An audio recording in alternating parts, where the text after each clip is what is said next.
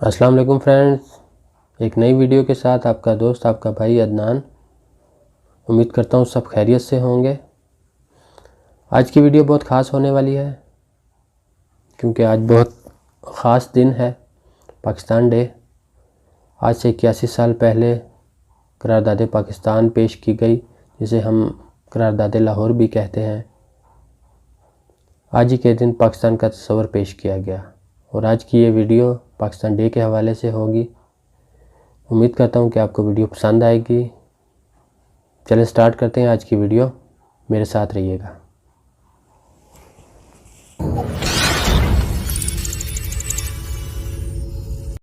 برصغیر میں جب پہلا فرد مسلمان ہوا تو دراصل وہ ایک قوم سے نکل کر دوسری قوم کا فرد بن گیا، اور اسی دن ہندوستان میں دو قومیں بن گئی، ایک ہندو اور دوسری مسلمان۔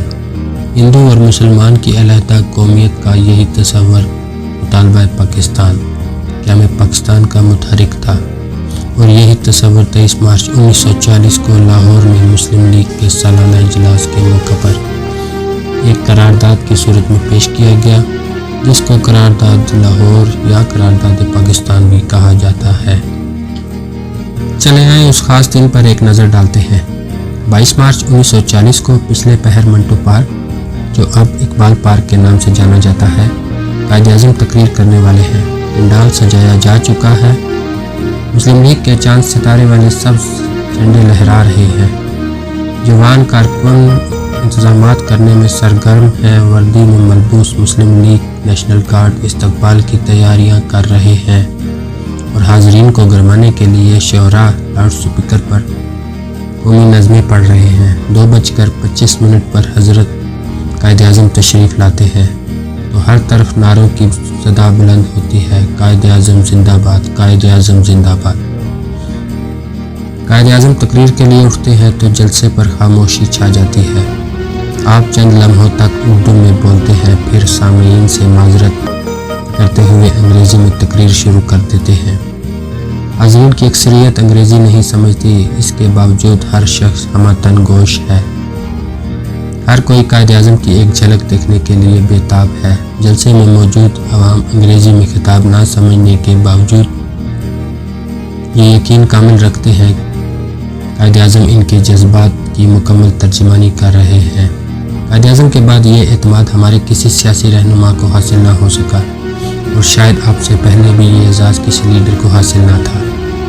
قائد اعظم سیاسی صورتحال کا تجزیہ کرتے ہوئے فرماتے ہیں کہ مسلمان اقلیت نہیں بلکہ دنیا کے ہر مروج معیار کے مطابق ایک قوم ہے۔ ہم بنگال، پنجاب، صوبہ سرحد، سندھ اور بلوچستان میں اکثریت میں ہیں، اس لیے ہمارے ساتھ باقی اقلیتوں جیسا سلوک نہیں کیا جا سکتا۔ ہندوستان کے مسئلے کا حل یہی ہے کہ اسے آزاد مملکتوں میں تقسیم کر دیا جائے۔ صرف اسی طرح ہندوستان میں امن و امان قائم کیا جا سکتا ہے۔ مسلمان اور ہندو دو مختلف مذاہب کو ماننے والی قومیں ہیں، ان کے رسم و رواج بھی ایک دوسرے سے مختلف ہیں۔ وہ ایک دوسرے سے نہ شادی کرتے ہیں، نہ مل کر کھاتے پیتے ہیں۔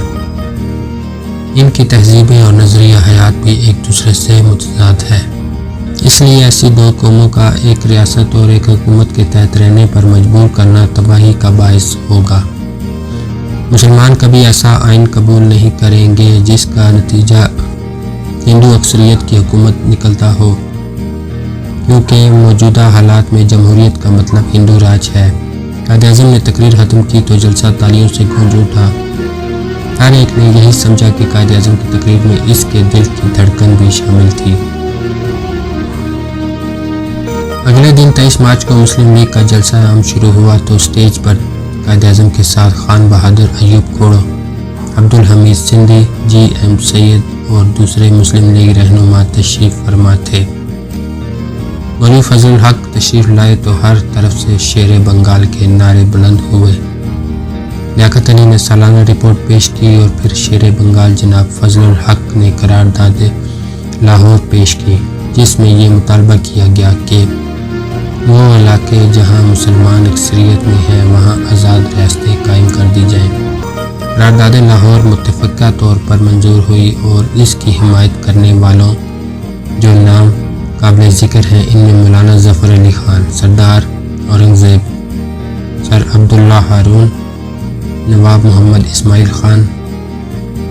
ہندو پریس نے قرارداد لاہور کو پاکستان کی قرارداد کہہ کر مسلمان کا مذاق اڑایا، لیکن خدا کو یہی منظور تھا کہ جسے ہندو مذاق اور تمسخر کا نشانہ بنا رہے ہیں، مسلمانان ہند کی منزل قرار پائے گی۔ اگرچہ مسلمانوں کا قافلہ مسلم لیگ کے جھنڈے تلے جانب منزل رواں دواں تھا، لیکن حقیقت تو یہ ہے کہ بہت کم لوگوں کو اس بات کا یقین تھا کہ مسلم لیگ کامیابی سے ہمکنار ہوگی، مسلمانوں کو ان کی منزل ملے گی اور اس قرارداد کے مطابق پاکستان معاذ وجود میں آ جائے گا۔ 1940 سے 1947 تک کے 7 برسوں میں برصغیر کے مسلمانوں نے بلا شبہ ایک صدی کا سفر طے کیا اور یہ ثابت کر دیا کہ جب کوئی قوم مستقل مزاجی اور عزم کے جذبے سے سرشار ہو اور اتحاد، ایمان اور نظم و ضبط کا دامن پکڑے تو پھر اس کا راستہ سمندر روک سکتا ہے نہ پہاڑ۔ مسلمانوں کی قربانیوں، قائد اعظم کی فراست و قیادت اور اللہ تعالیٰ کے فضل و کرم کا نتیجہ تھا کہ بالآخر 14 اگست 1947 کو پاکستان بن گیا۔ پاکستان جو کروڑوں مسلمانوں کی امنگوں کا نشانہ تھا، ان کے دیرینہ خواب کی تعبیر تھا اور ان کی بے مثال قربانیوں کا ثمر تھا، لیکن بدقسمتی سے پاکستان کے قیام کے چند ہی برسوں بعد ہمارے بعض سیاستدانوں نے قرارداد پاکستان کا مفہوم کو اپنی خواہشات کے سانچے میں ڈھالنا شروع کر دیا۔ صوبائیت کی لہر بھی اس ذہنیت کا شاخسانہ ہے۔ بات تو فقط تھی کہ قرارداد لاہور میں لفظ ریاستیں استعمال ہوا تھا، جس کی ہمارے ہاں مخصوص ذہن کے حامل بعض سیاستدانوں نے تشریح کی۔ اس سے مراد ایک نہیں بلکہ کئی ریاستیں تھیں۔ یہ توجیہ چونکہ ان کے مقاصد سے ہم آہنگ تھی، اس لیے اسے جذباتی نعرے کی شکل دے دی گئی۔ وہ ایک نیا تصور ابھرا جسے بنگلہ دیش کے قیام کی بنیاد بنایا گیا۔ اب ایک بار پھر کنفیڈریشن والوں کی طرف سے اس تصور کو ہوا دی جا رہی ہے اور عوام کے ذہنوں میں ابہام پیدا کیا جا رہا ہے۔ مسلم لیگ کے بزرگ رہنما اور لاہور کے جلسے میں موجود عینی شاہد چودھری خلیق الزماں اور جناب اصفہانی کا بیان ہے کہ لفظ ریاستیں ٹائپ کی غلطی تھی۔ ان کا کہنا ہے کہ ہماری مراد پاکستان تھا اور قرارداد لاہور میں بھی صرف ایک ہی پاکستان کا مطالبہ کیا گیا تھا، لیکن اس سے ذرا آگے تاریخ کی وادی میں سفر کریں تو چند ایک اور شواہد بھی ملتے ہیں جو قرارداد لاہور کے مرکزی تصور پر روشنی ڈالتے ہیں۔ اصل بات یہ ہے کہ قرارداد لاہور میں پاکستان کا لفظ کہیں استعمال نہیں ہوا تھا، یہ ہندو پریس کا عطیہ تھا۔ مسلم لیگ نے سرکاری طور پر پاکستان کا لفظ پہلی بار 12 اپریل 1941 کی قرارداد میں استعمال کیا جو مدارس میں پاس ہوئی۔ اس میں علاقوں کے بعد لفظ اکٹھے بڑھا دیا گیا، جس سے واضح طور پر پاکستان مراد تھا۔ گویا مسلم لیگ نے اپریل 1941 میں پہلی بار پاکستان کا نام لے کر علیحدہ ریاست کا مطالبہ کیا اور واضح انداز سے فقط ایک ریاست کا مطالبہ کیا۔ اپریل 1943 کا مسلم لیگ کا سالانہ اجلاس بھی ایک یادگار حیثیت رکھتا ہے۔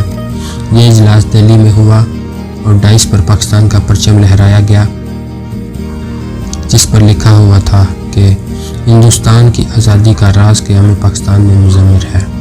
قائد اعظم کی شیروانی پر پی کا لفظ نمایاں تھا جو حصول پاکستان کے لیے ان کے مصمم ارادے کی عکاسی کر رہا تھا۔ اسی طرح 1944 میں جب گاندھی نے قائد اعظم کو خط لکھا اور استفسار کیا کہ کیا پاکستان سے مراد 2 آزاد مملکتیں ہیں، تو قائد اعظم نے واضح طور پر کہا کہ نہیں، دونوں زون یا پاکستان کا حصہ ہوں گے۔ قائد اعظم کے الفاظ یہ تھے، they will form units of Pakistan۔ اس کے باوجود اگر ہمارے مہربان قرارداد لاہور کی منمانی توجیہ کرتے ہوئے ایک سے زیادہ مملکتوں کے قیام کا جواز پیدا کرنا چاہیں تو ہم کیا کہہ سکتے ہیں؟ یہ تو اپنی اپنی سمجھ و نیت کا معاملہ ہے، نہ کہ تاریخ کا بے لاگ تجزیہ۔ اب تک قائد اعظم پر جو معیاری تحقیقی کتابیں شائع ہوئی ہیں، ان میں تازہ ترین اضافہ اسٹینلے والپرٹ کی کتاب ہے، جس نے لکھا ہے قرارداد لاہور میں لفظ پاکستان کا کہیں ذکر نہیں تھا اور زونز کے لفظ کے استعمال نے ان کے مفہوم کو مبہم بنا دیا تھا۔ یہ بات واضح نہیں تھی کہ مسلم لیگ ایک آزاد وطن کا مطالبہ کر رہی ہے یا کئی ریاستوں کا۔ چنانچہ 23 مارچ 1940 کے اجلاس کے بعد جب چند اخباری رپورٹروں نے قائد اعظم سے اس قرارداد کے بارے میں استفسار کیا کہ آپ کی مراد ایک مسلمان مملکت سے ہے یا ایک سے زائد، تو قائد اعظم نے قطعی انداز میں یہ کہہ کر حقیقت حال واضح کر دی کہ ہم فقط ایک آزاد مسلمان ریاست کا مطالبہ کر رہے ہیں۔ اس کے بعد کم از کم مسلم لیگ قیادت کی نیت کے بارے میں تو کوئی شبہ باقی نہیں رہ جاتا۔ وہ یقیناً ایک اور فقط ایک ریاست کا مطالبہ کر رہے تھے، کیونکہ قرارداد لاہور کو قائد اعظم سے زیادہ سمجھنے کا دعویٰ کون کر سکتا تھا۔ 1945-46 میں انتخابات ہوئے تو مسلم لیگ کو حیرت انگیز کامیابی نصیب ہوئی۔ ان انتخابات کے نتائج نے اس حقیقت کی تصدیق کر دی کہ صرف مسلم لیگ ہی برصغیر کے مسلمانوں کی واحد نمائندہ جماعت ہے۔ چنانچہ مسلم لیگ نے 6 اور 7 اپریل 1946 کو دلی میں تمام مجالس قانون ساز کے منتخب مسلمان نمائندوں کا ایک کنونشن منعقد کیا، جس میں ملک بھر سے مسلم لیگ کے صوبائی اور مرکزی اسمبلیوں کے منتخب نمائندوں نے شرکت کی۔ اس لحاظ سے یہ اپنی نوعیت کا پہلا نمائندہ کنونشن تھا اور آخری بھی۔ یہ کنونشن ایک تاریخی حیثیت کا بھی ہے، کیونکہ اس نمائندہ کنونشن میں ملک بھر سے مسلم لیگ کے ٹکٹ پر منتخب ہونے والے ارکان نے شرکت کی۔